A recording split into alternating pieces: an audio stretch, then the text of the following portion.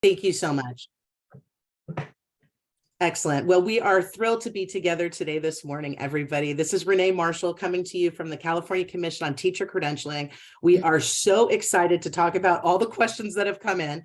First off, if we had the chat like we were hoping to, we'd be asking everybody to introduce themselves and say where they're affiliated with and, do normal greetings. So I apologize that we don't have that ability today, but just seeing your names. I know we have a lot of friends and colleagues on right now, and we appreciate you taking the time and your expertise and just all your contributions to what we're doing with the PK3 credential, what we're doing together with the PK3 credential. First off, I want to tell everybody we had 125 questions submitted for our session today. So this is going to be a very jam-packed hour together. One thing though we want to assure you that we think is really imperative is we want to keep the communication going. And so please know that we are starting to put together an FAQ with the questions that have been distributed to us and been shared with us.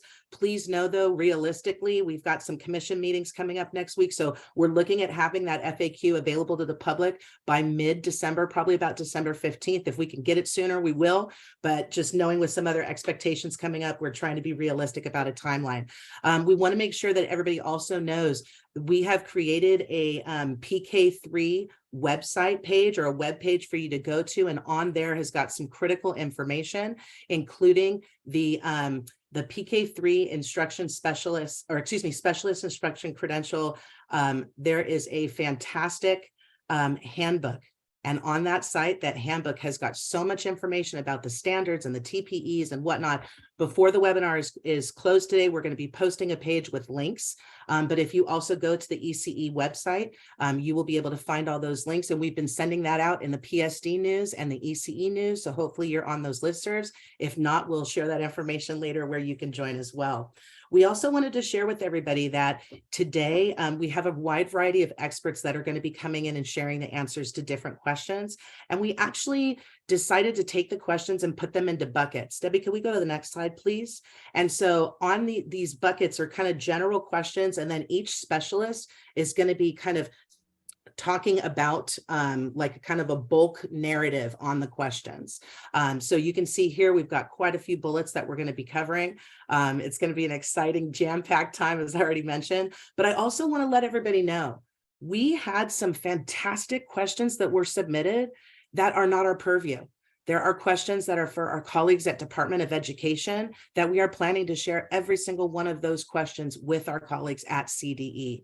So for instance, we had great questions about where will TK children be playing? What's going on with the facilities? How are we going to have facilities available for the children? Will there be allowances for vouchers for parents? What's the philosophy overall for these pre-K classrooms?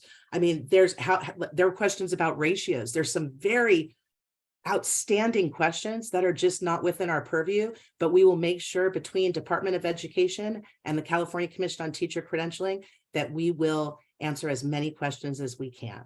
So with that, let's go ahead, let's take the slides down now, and let's transfer over to Cheryl, who's going to talk for us a little bit about setting the context.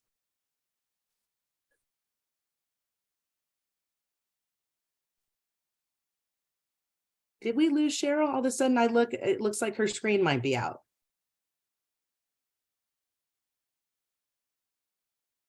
Okay, let's just wait a second. I'm going to, again, blame it on the rain with any of the tech glitches today. It's hard when tech stuff happens, but it's just the humanity of life right now. Everybody's trying their best. And so if we're not able to access Cheryl right now, let's go ahead actually and jump to Phyllis. So we will jump to our second section, and then we'll come back to Cheryl. So we'll go ahead and start with credentialing requirements with Phyllis. Good morning, everyone. Thank you, Renee. It's such a pleasure to see all of you, at least the tiny thumbnails of you anyway. So before I begin, I would like to make one more plug for the PK3 ECE Specialist Instruction Credential Handbook. It's available on the PK3 webpage. We'll be popping into the, well, I was going to say into the chat, but we will, since we're without chat, we will make sure that you have the link to that PK3 handbook. This handbook provides answers to many of the questions that were posed across almost all of the categories that we're going to be discussing today. And we do encourage you to spend some quality time reading through that handbook. So the first topic for the day that I'm addressing are questions concerning credentialing requirements for the PK3 credential. We're just going to shorthand the name today to the PK3 credential because it's certainly a mouthful, as you know. So several questions were asked about what a multiple subject teacher would need to do to earn a PK3 credential. Multiple subject holders would need to demonstrate they meet the PK3 subject matter requirement, which consists of either 24 units of early childhood education, child development, or the combination thereof, or holding a BA degree or higher in early childhood education or child development from a regionally accredited institution of higher education. Other questions concerned what assessments would be required. Sorry, I heard some odd sound here. Could somebody mute themselves, perhaps? I am on it, Phyllis. We just Okay, had a new okay. person join that was All right, unmuted. great. Sorry Thank you. about that. No problem. So other questions submitted concerned what assessments would be required to earn the PK3 credential. 2 exams would be required, and these are the RICA, or the Reading Instruction Competence Assessment, and the Teaching Performance Assessment, or the TPA.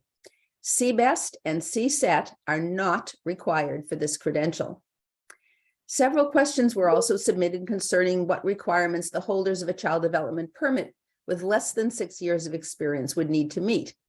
These candidates, like all candidates, would need to meet the commission-adopted requirements for the PK3 credential, and this is explained further at some length in the handbook. Concerning the faculty qualifications for PK3 credential preparation programs, these qualifications are also addressed at some length in Program Standard 3, which can also be found in the PK3 handbook. You see the trend here. We're trying to encourage you to find answers for yourselves in these standards and TPEs and in the handbook itself. I would otherwise respond to the question, but the answer is quite lengthy. And so we're just going to move on and let you know that the answers to that are in Program Standard 3. Some question is asked if preparation for the PK3 credential could be incorporated into a BA degree program at a university. Yes, programs may choose to offer preparation within what is called an integrated undergraduate teacher preparation program pathway, if they wish to offer this type of a pathway to the credential. And more information about program pathways will be coming up later in the webinar. Several respondents asked how they could apply for the credential and when programs would be starting. The PK3 ECE Specialist Instruction credential is not available until the regulations establishing the credential have been approved through the state's Office of Administrative Law. This regulations process is currently ongoing, and we hope to have the regulations approved by early 2023. You will certainly be hearing more about the program application process later in the webinar, and we will keep the field updated constantly through our various ways that we communicate with you to let you know the status of the credential and the regulations process. And finally, concerning the emergency credential process for teaching in TK, information on this process is available at some length on the Commission's website, including an entire page devoted to emergency transitional kindergarten permit frequently asked questions, as well as a full credential information alert number 22-10. But the gist of all of this is that effective July 1, 2022, California Education Code provides the Commission with the authority to issue a 1-year emergency specialist teaching permit in early childhood education. This emergency permit is only available at the request of an LEA that is unable to recruit a fully credentialed teacher to serve in a TK assignment. Candidates themselves cannot apply for the emergency permit. Only employers who are unable to recruit a fully qualified teacher to teach a TK class. So next, Debbie Keeler will respond to questions concerning the subject matter requirement for the PK3 ECE Specialist Instruction credential. All right, thank you, Phyllis. So when we are looking at the subject matter requirements, there were several questions that came to us in relationship to subject matter focusing on the options that include a bachelor's degree in early childhood and child development and 24 units in early childhood education. For aspects of clarification, we want to be sure that our statements are in line with the questions that were submitted. So the following statements really answer the core questions that came in, particularly when it comes to subject matter. First of all, to be specific, in order for a course to count, the course must be in early childhood education or child development and must be non-remedial, degree applicable units from a regionally accredited institution of higher education. So those courses must fall within those categories in order to count for the 24 units. To meet the subject matter competency for the PK through 3 credential, candidates need 24 units or a bachelor's in ECE or child development and do not need to take the CSET. So that's an important clarification. The next bullet point is if a teacher holds a multiple subject credential and has 24 units in ECE, they have met the requirement to obtain the PK through 3 ECE specialist instruction credential. So they would have to apply for that credential, having met that requirement, and then follow the process to obtain that credential. So in relationship to bridges between the other credentials that the commission offers, this is under consideration and will have to be discussed at a later time. So it is intended that courses in ECE as a part of a degree program or taken at a community college should count towards the subject matter requirements rather than relying on preparation program or clinical practice coursework to meet this requirement. So it is the intent that those units would be a part of their undergraduate degree or courses that would be taken at the community college. For teachers that hold a California Child Development Teacher Permit, option 1, they will have met the subject matter competency. So the option 1 for the teacher permit does require the 24 units. So if they have that option and have that permit, then they have met that subject matter competency. Within the first 60 days of the candidate's admission into the program, programs must complete an assessment and demonstrate subject matter competence. So please refer to the program precondition number 4. All right, so in relationship to between the multiple subject and the PK through 3 credential, these questions help clarify statements that respond to the questions that were asked. So first of all, candidates who earn a multiple subject credential in a program and complete the 24 units can earn both credentials when the PK through 3 specialist credential becomes available. Again, in relationship to a bridge from the PK through 3 credential to the multiple subject credential will have to be discussed at a later time and is under consideration. If a teacher holds the multiple subject teaching credential and child development permit, so teacher above option 1 with 24 units, the benefits to applying for the PK through 3 credential is that it demonstrates the teacher has a particular expertise in early learning, care, and development. And the PK through 3 credential also meets the apportionment requirements for LEA funding for TK classes that the CDE oversees. So in consideration of that, we believe that a TK teacher who has a multiple subject credential and obtains 24 units in ECE will want to seriously consider obtaining this PK through 3 credential to validate their 24 units, because to validate in the sense that it meets the apportionment requirement in case a teacher transitions to another school district that may have set specific parameters around those 24 units. So if that teacher has both credentials, then there's no question whether or not that they've met that apportionment requirement at any district within the state. So a teacher who already has a multiple subject credential and 24 units and want to add the credential will have to wait to apply to the CTC until it is available and has completed the state regulatory process for that. So now I believe I'm going to be handing this over to Jake.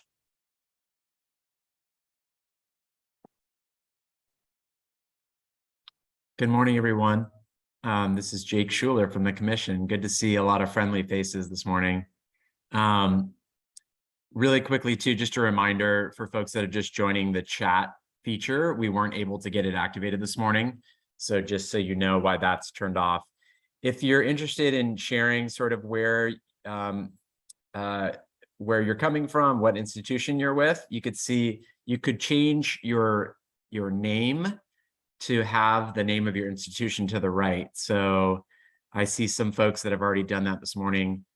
We usually do that in our office hours for multiple and single subjects. So if you're interested in doing that, that could give us a sense of where folks are coming from today. So thanks for doing that if you have a moment to do that. And if you don't know how to do that, I think you click the 3 little dots and you click rename. So thank you for doing that. All right. So I have the section that is in relation to, let me get there, to program standards and the TPEs.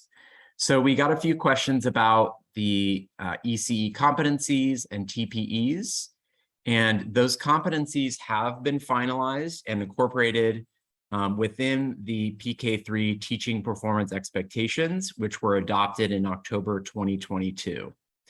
Program Standard 2 requires programs to prepare all candidates towards meeting the TPEs. And programs will be advised in the coming months about how to apply to be approved as a new PK3 teacher preparation program, and how to write to the new standards, which incorporate the new TPEs. Cheryl will say a little more about that process in a few minutes. A reminder as well that the program standards are focused on what the program is responsible to offer, and the TPEs are focused on candidate competencies. Another question we got was about responsibility of the program as far as units that may have come in from the community college for those 24 units of ECE. Reminder that candidates for the credential will not be taking either the TPA or be evaluated against the TPEs by the program during that community college portion. Those TPEs and the TPA would be fully assessed once they're in the PK3 teacher preparation program. So these are the 24 units, and the preparation program they're separate components, but they're interrelated experiences. The last set of questions in this area, again, were more focused on the TPA. So a reminder about the TPA requirement for the new PK3 credential. Candidates for the PK3 credential will need to pass a TPA. At this point, until there is a new TPA developed and approved for the PK3 credential specifically, candidates will take the multiple subject TPA in a TK through 3 setting. So they'll take that multiple subject TPA, which normally could be in any area for multiple subject, but for a PK3 credential seeker, they'll take it in either TK through 1st, 2nd, or 3rd grade. Again, a new PK3 TPA is being developed and will need to be adopted by the commission, and that would be for any model of the TPA. So we got a question about whether it's just for Cal TPA, but that would be for Cal TPA, Ed TPA, and for Fresno's performance assessment as well. A note about TPA scores: those are vetted by the model sponsors. So to ensure that evaluators of TPA submissions, that those folks have the relevant background and expertise for the given assessment they're evaluating. All right, I will stop there. And I'm not sure if we're turning it back. It looks like we're turning it back over to Cheryl. Yep. We are going to turn it to Cheryl, but I just want to plug in for 1 second. I Thanks. love seeing so many faces right now. Carol, I just saw you applauding. Like, I'm watching interactions, everybody. And so again, I'm so sorry chat's not on. I will do my best in our future webinars to ensure that we have chat, because that dialogue piece is so essential to everything that we're doing here. So please know I'm like watching body language. So anybody who's on camera, I'm trying as much as possible to stay engaged with your reactions right now. So thank you everybody for bearing with us while we don't have the chat feature. Let's head over to Cheryl, and she's going to talk to us for a little bit. Yeah, and let's hope I don't drop this time. Sorry about that, everybody. I'm not sure what happened. I changed network, so hopefully it'll be smooth. So lots and lots of questions about how do we apply, what the timeline is, all of that. So I just wanted to touch base on some of those things. First of all, mid-January, we are trying to identify a date in mid-January to have a webinar dedicated to the entire initial program approval process for the PK3 credential, so that we dedicate some time to walk through what's going to be required and what we're going to need to see in a program proposal. So look for that date soon. We have a couple of dates identified. We just need to solidify a date for that. We will record it, so it's available for all of you. But it will be sometime mid-January. Right now, we've said this before, the commission is not accepting notices of intent or program proposals. We are not ready to do that yet. So we can't accept anything because it'll just have to go back to you to say we need X, Y, or Z. So please just be patient with us. We are, sort of trying to make sure that we solidify some of the details around this credential so that we can give you the most confident answers we can on things.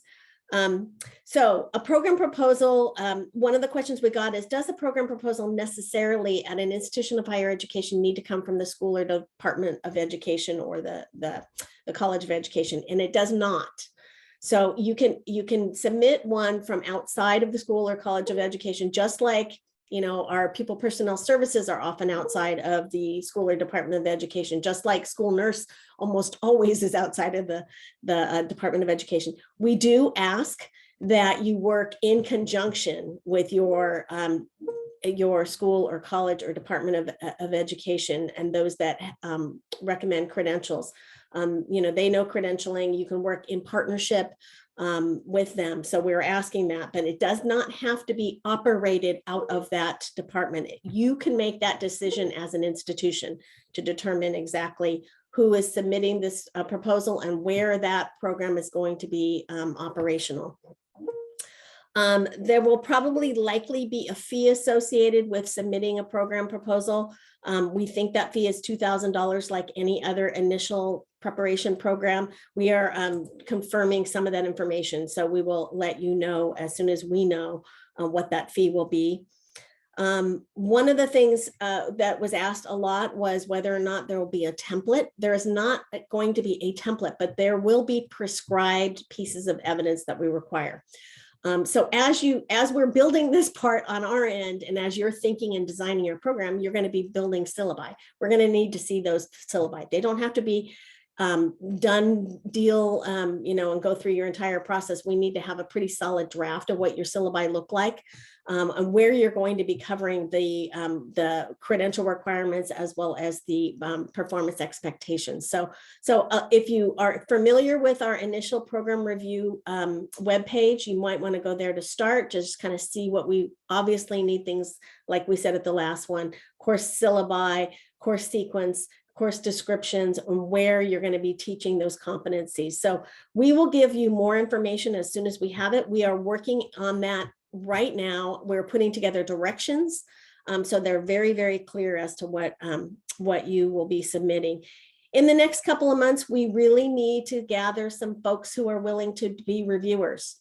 And we're going to be asking, if you submit a proposal, we would like you to pony up 1 or 2 reviewers. And here's what we're thinking right now. We would like to review these documents because this credential is a blend between early childhood education and the multiple subject credential. We would love if we could have 2 reviewers on every proposal, one that is an expert in early childhood education and one that has a multiple subject credential or is an expert in the multiple subject arena, so that we carry out those expectations in and around the blending of these 2 credentials. We may also have a third reviewer who is a specialist in early literacy. So we are talking about that, but we're just giving you a sense of what we believe that this will, what this will look like. We are expediting these as quickly as possible. There's not one submission window. So if you are not ready to submit and don't want to, be up and operational next fall, it's okay. You can, as soon as we open the window's open forever. So you will be able to take your time if that's what you want to do, or you could be an early adopter if you want to do that. So we are working as hard as we can to have it up and operational as fast as can. And there will be a lot more information coming. We promise you to be very clear with our directions on how to submit a proposal. So I'm going to turn this over to, the next one is, let's see, where am I? Actually, Cheryl, preparation program models. Yes, before you transition, do you mind if I just make a quick plug? absolutely. We've gotten an email already asking for the slide deck that's related to the webinar. I want to let everybody know it was totally intentional on our team's part to have the smallest slide deck possible for this discussion today, because we wanted our faces to be big and for us to be sitting down talking instead of having a slide up and then little people's faces on the top. So that was intentional and designed. There's only 4 slides for today, and it's like an intro slide, a slide with links, and the slides of like who we are. And so we absolutely will, at the end, we will show the slide that has the links. And since we're having the issue with chat today, I want to just assure to everybody, please make sure you're signed up for PSD News. We can make sure that all the links that we want to send out to you right now can go out in today's PSD News. So by the end of the workday, you'll have everything that we were hoping to have in the chat.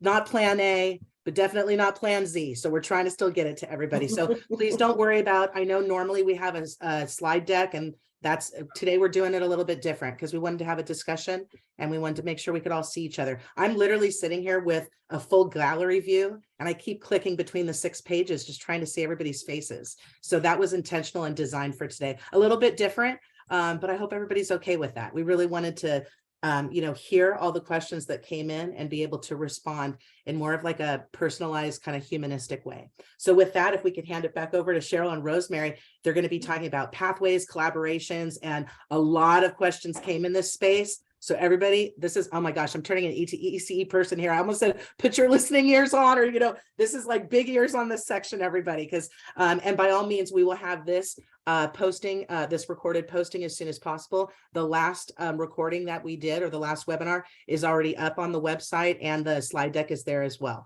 So we will get this up as soon as possible. With that, Cheryl and Rosemary. Yeah, so there were a lot of questions about pathways and can you offer multiple pathways? What kind of pathways would be available? And I guess the bottom line just is to say that this program, this credential program, can be offered in any of the types of models or pathways that any of the other credential areas can be offered. So they can be offered in an integrated pathway. So you're combining and integrating with your bachelor's degree with the teaching credential. You can do a traditional student teaching model. You can do a residency in which the candidate is embedded in a school for the entire school year, or you can do an internship. All of these options, the commission really wanted to make sure were available for multiple single ed specialists, are also available for the PK3 credentials. So those options are available. You can choose to do one or more. It's entirely up to you and what you think your local needs are.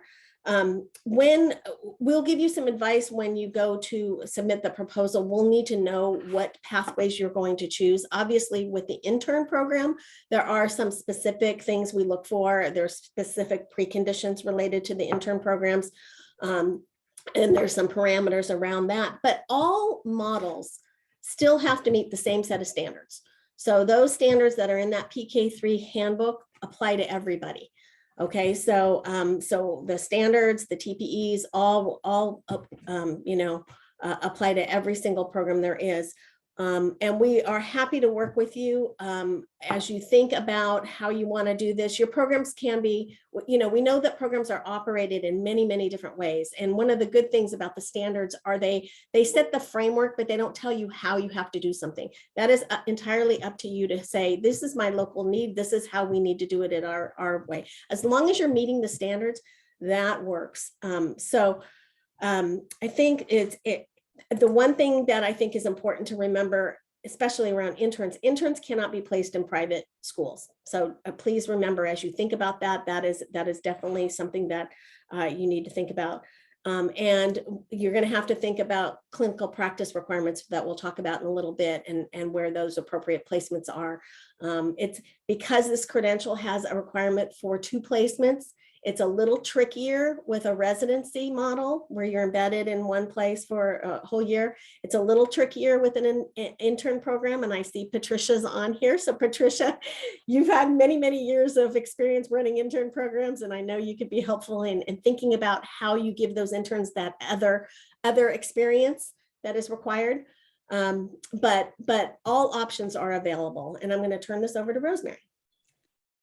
Thanks, Cheryl. Hi, everyone. My name is Rosemary Wren, and I am relatively new to the CTC. And not too long ago, I was working in both the community college and the CSU space in teacher preparation. So I have empathy for the questions that have come in, and absolutely can relate to trying to identify how we can best serve our students. And so I'm going to talk a little bit about some of the questions that we got related to community college collaborations. But before I do that, I'm going to give yet another plug for the handbook, which I have become intimately familiar with lately. And I have to say that as guidebooks go, it's really, really accessible and easy to understand. And it's so clear in the preconditions, the standards, and the TPEs, what we're looking for in a program, and what kind of preparation these amazing teachers are going to get. And so community colleges have been providing outstanding preparation in early childhood for years, and they definitely have a role in the new credential pipeline. But since this requires a bachelor's degree, the community colleges can't offer the credential on their own. Yet they're poised to be key collaborators with institutions of higher ed and other credential programs. So students who complete an associate degree in early childhood education or child development that include the 24 units in applicable areas will be fulfilling the subject matter requirement for the credential. So students who are completing other associate degrees at community colleges might also choose to complete coursework that meets the subject matter requirement as part of their course of study. So for example, the community colleges have an education associate's degree. And if those students want to also do the 24 units in early childhood or child development, they could enter the next phase of their education with that general, with the subject matter requirement met. Also, several community colleges have already put together kind of a package of a certificate that folks who currently hold a multiple subject credential can obtain, and then that will help them meet the subject matter requirements for if they decide they want to go ahead and add the PK3 credential. In addition to that, partnering with a community college, if you're an institution of higher education, if you partner with the community colleges, they have valuable resources with faculty expertise and experience already preparing early childhood educators. We got a couple of questions about how would faculty be able to accommodate these, all these new students? Well, by partnering with your community college, you can benefit by taking that burden off your own faculty and supporting the community college with coursework and or encouraging your institution to facilitate and formalize transfer pathways to make it easier for your community college students to transfer in. You can also partner with the community colleges to offer the 24 units to the people who are already seeking multiple subject credentials, who want to also be able to meet the subject matter requirement. And then we also got questions about how the new credential impacts child development permits. And it's important to know that the PK3 credential and the child development permit are two separate, different licensing processes. So the prior recommendations concerning the child development permit do not apply to the PK3 credential. And again, if you are subscribed to the ECE newsletter, and the PSD News for updates. Please make sure that you're watching for that, because I know we had some questions. For educators who already hold a child development teacher permit with 6 or more full years of full-time satisfactory experience and who are interested in earning the new credential, you can receive credit towards meeting the clinical practice requirement for the PK3 credential. And it's actually written into the preconditions, and it's precondition 7 in the credential handbook. So please take a look at that, whether you're a program or an educator interested in knowing more about that. It's pretty explicitly spelled out there. And then finally, Jake addressed this earlier, so I won't spend a lot of time on it, but in addition to the coursework that candidates for the PK3 credential complete, they will also have to demonstrate specific teacher performance expectations, which they do both through assessments in the program and then also for the TPA. And we wanted to emphasize that we do not have a specific ECE TPA yet. So these candidates will be using the current TPA models, but it must be done in either grade K, 1, 2, or 3. So that is my sharing for you for today. And I think we're going to move on to the clinical practice requirements with Jake and Cheryl here. Yeah, so I'll just start it off with clinical practice. Clinical practice tends to be probably the question we get the most questions about for all of our credentials on a daily basis. So this is going to be a real quick hit, but we are committed to spending a lot more time in office hours and other venues talking about the clinical practice requirement here. And it is different than the multiple single subject and the ed specialist credentials, but it also is similar. So knowing the differences is really important. So just to walk through the basics here to start is that, you know, there is a requirement for all credential candidates to have 600 hours of clinical practice for the credential. And these hours have to occur like this. 200 of those hours have to be in a PK or TK setting. So 200 hours in that PK or TK setting, 200 hours have to be in a K3 setting. The other 200 hours can be across the spectrum. It can be in any of the P through 3. And that is entirely up to the institution and working with your locals to determine where that goes. The 200 hours in PK or TK can take place in a state preschool, a Head Start program, or a private preschool. In the multiple and single subject ed specialist credential, we have parameters around the private schools, and I expect that we are going to have some guidance around the acceptable placements in and around private schools for TK and PK. So one of the things I'd like to tell you is that we are working on a guidance document for clinical practice for the PK, the 3 credential. I know we get a lot of questions, like I said, and so, you know, doing it in a session this in just a few minutes is impossible. So we are happy to work on a guidance document to give some more details on what we believe that the direction from the commission is on this credential.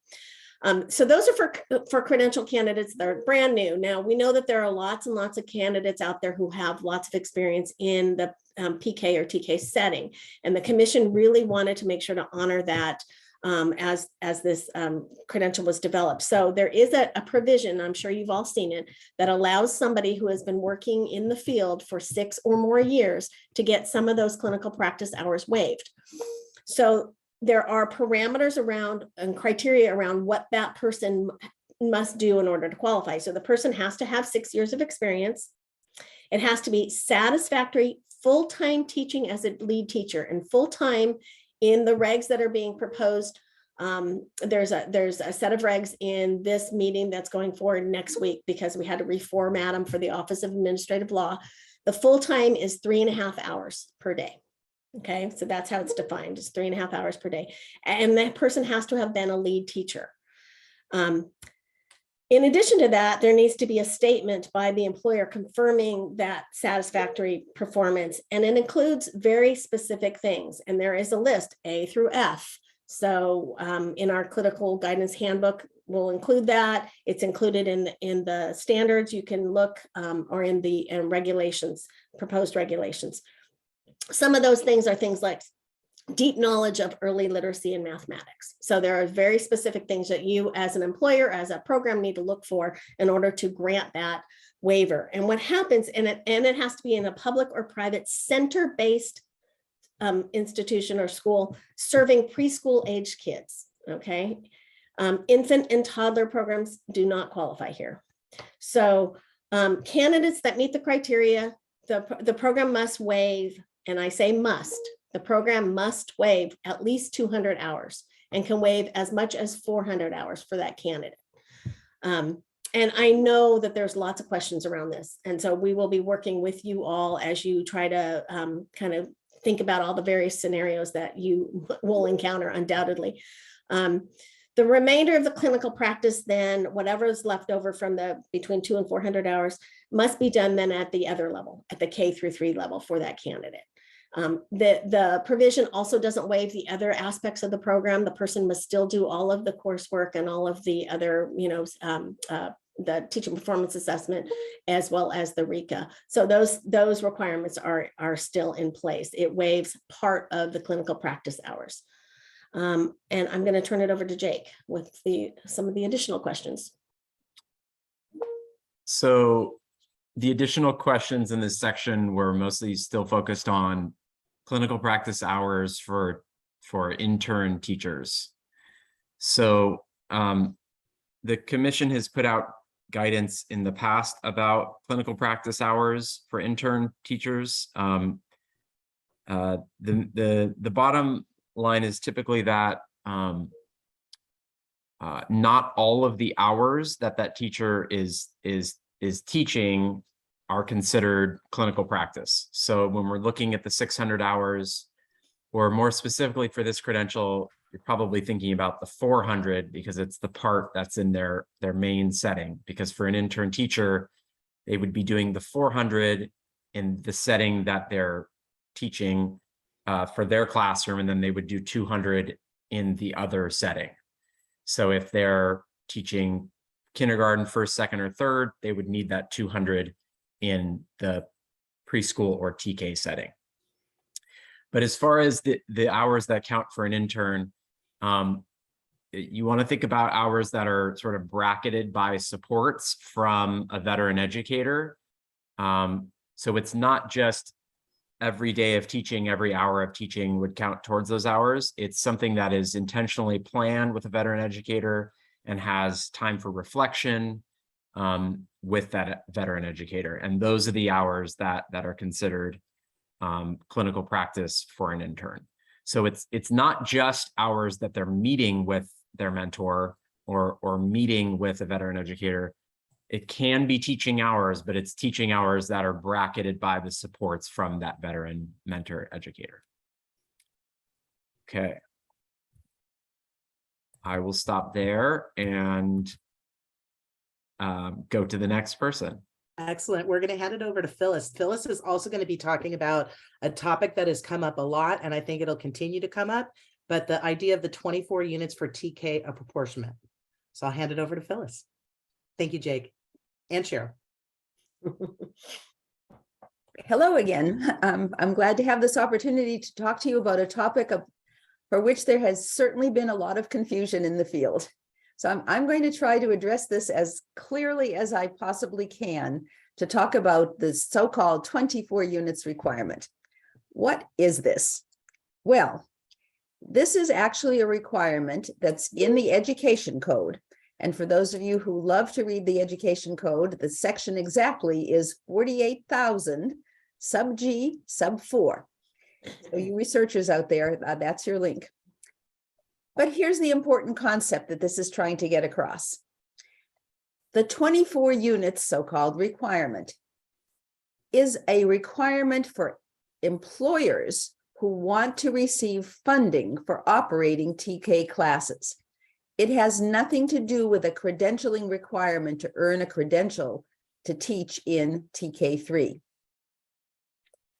Or PK3, I should say, sorry, PK3. It's not a credentialing requirement. It is a funding requirement. So if you work for an employer that wants to get state funding for your TK class, then you would be subject to meeting this apportionment or funding requirement. And because this requirement has to do with state funding for operating TK classes, it is actually in the purview of the Department of Education and not the Commission. However, we are very happy to provide you with the same information that the department would give you, namely that there are 3 options for meeting this requirement. The 24 units, so-called, by itself is not the only way to meet this funding requirement if you are subject to this requirement. And we note that for teachers who are subject to this requirement, that is those for whom your employer wants to get state funding for your class, you have to meet this requirement by August 1, 2023. This requirement has actually been in law for some time now, but enforcement is coming closer, or ever closer, I should say, because August 1, 2023 is the time when, if you are teaching a TK class, your employer wants to collect funding from the state for that class, and you have not met that requirement, there are some fiscal penalties for your employer. I'm not sure that people are aware of that. So we wanted to give you that information, not to scare you, but just to let you know that this is a considerably serious matter for your employers. So how can you meet this 24 units, so-called, or the requirements of Education for Code 48,000 sub G sub 4? Well, the first option is indeed 24 units in early childhood education or child development, or a combination of both of those things. Simple, clean, 24 units, ECE or CD, you've met the requirement. The second option, and I will preface this by saying that this is in state law. This is not something that the commission or the department can waive or change in any way at this point, unless the law was changed. Option 2, and I quote it from the law, is professional experience in a classroom setting with preschool age children that is comparable to the 24 units of education described in option 1. Now, this law also says that this comparability is to be determined by the local employing agency. We understand there are a lot of concerns in the field about how agencies are going to go forward and do this and what criteria they're going to use. I would urge you to consult the UPK or the TK website that we're going to be providing you the link for, that's on the Department of Education website, because their school fiscal services has provided a whole lot of information about that process and how the penalties and so on for districts would be assessed. So there's a lot of interesting reading, and that's available through the California Department of Education. So that's option 2. There is a third option for meeting the requirements of Education Code 48,000. And this is a child development teacher permit issued by the Commission on Teacher Credentialing. Notice that the law specifies a teacher permit. It doesn't say an assistant teacher, doesn't say associate teacher, doesn't say site supervisor. The law actually specifies that it has to be a child development teacher permit.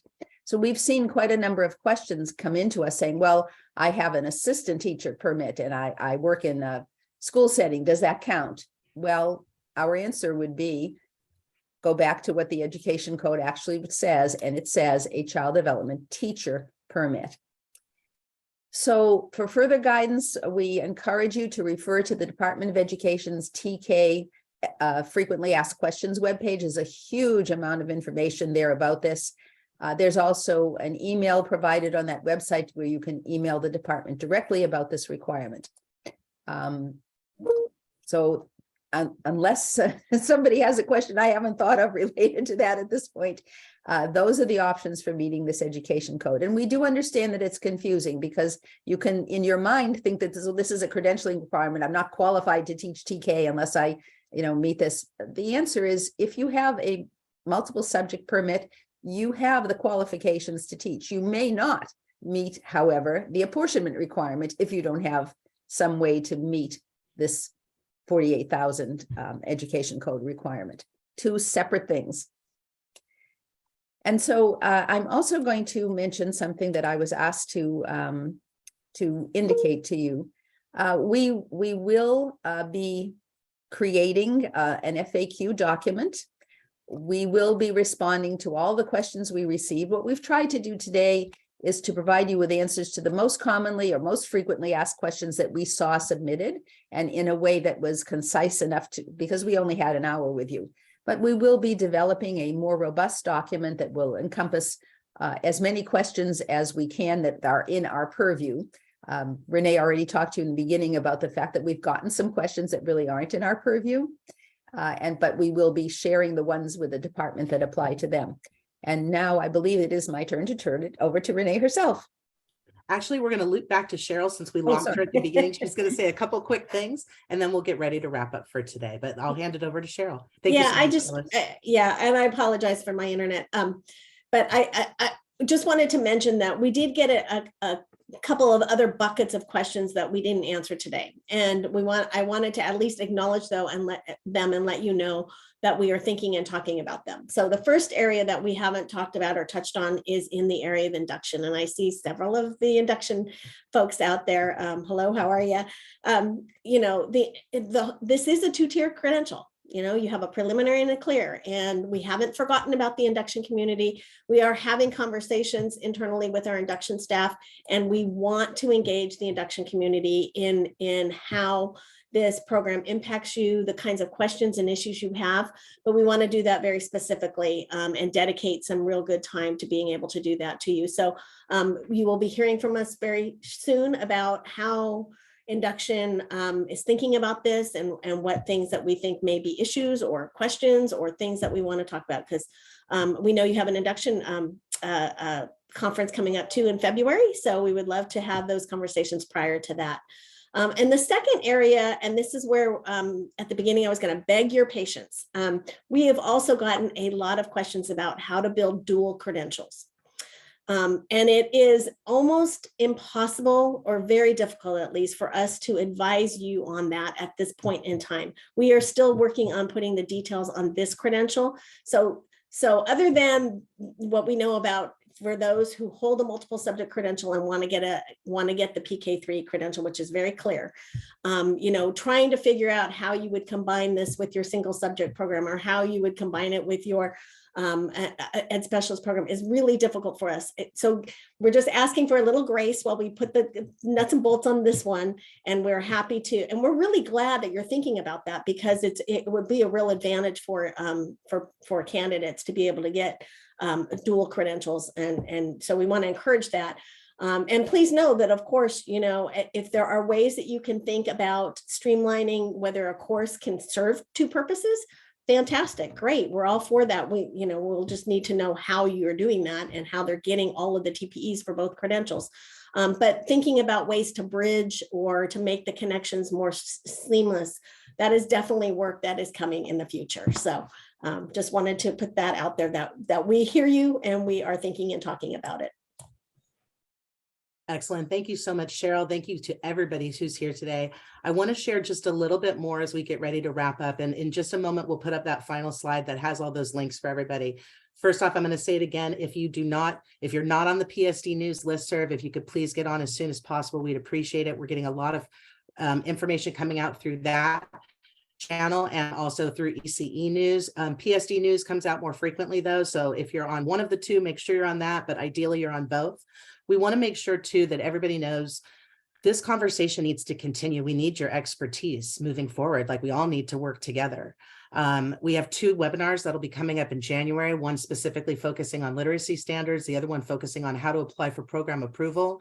I also want to highly suggest anybody who can come to office hours. We have office hours next Tuesday from 12 to 1. Bring your lunch. It's totally informal. It's just a time to chat, time to answer questions, time to be honest. If you bring questions we don't know, we'll have to loop back and make sure that we connect with you once we get the proper information. One of the things that's so essential with the work that we're doing right now is really trying to make sure that there's clear, consistent communication.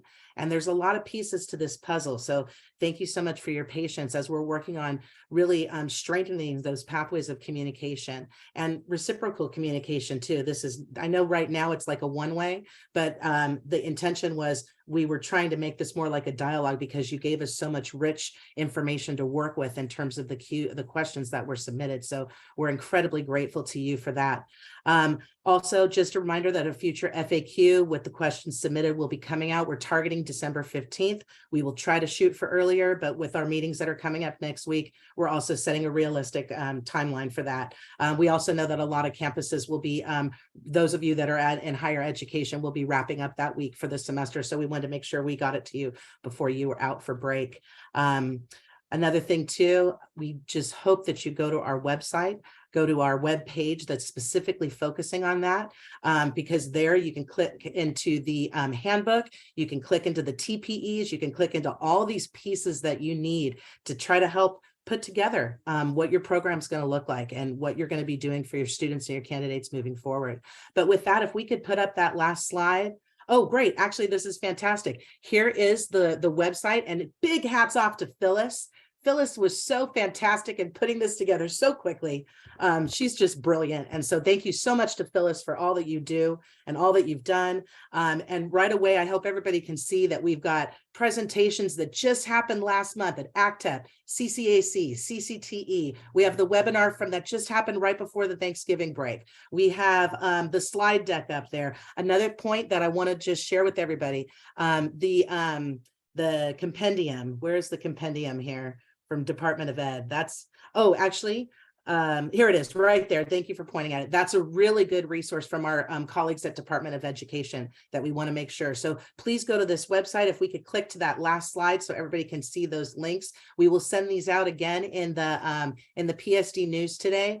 I also just want to acknowledge there were a few other questions that are not in our purview that are also not in Department of Ed's purview that are fantastic questions. So for the person who submitted about the ADT for teacher preparation and will there be an ADT developed for PK3 teacher prep? I'm sorry, that's not our purview. Thank you to the people who asked questions about the need for ECE college instructors. We know that is an imperative topic, but it's also not our purview. We also had some great questions asking about board policies or administrative regulations when it came to local LEAs. Unfortunately, the LEAs are not our purview either, but for everything that we can share, we absolutely will. For the things that we can't answer, we will try our best to find those resources and tap into those different groups to get the correct answers moving forward, because this is all about all of us moving forward together. So thank you so much, everybody, for being here today. Please join us for the technical assistance hours for ECE office hours next Tuesday during lunch. Pop in anytime from 12 to 1. Please make sure to check out the the PK3 ECE specialist instruction credential page. That has a ton of information there, the handbook, and also let's connect everybody. We have an ECE mailbox. We got 2 messages yesterday. Thank you to the 2 people who wrote us. Please keep writing us because we're trying our best. And I want to share one thing. I received an email yesterday on my old email account, and it was regarding this one little piece of something we were hoping to move forward.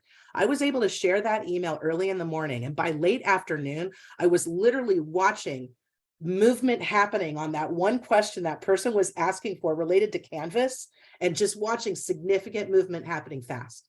Or happening quickly. So with that, I want to let you know we are here, we are listening, and we're excited to figure this out together. So thank you so much for being here on this Friday. Thank you for your humanity and understanding the tech glitches, everybody. And just have a wonderful rest of the day, a wonderful weekend, and looking forward to continuing our collaboration. Take care, everybody, and have a fantastic Friday. See you soon. See you on Tuesday, hopefully.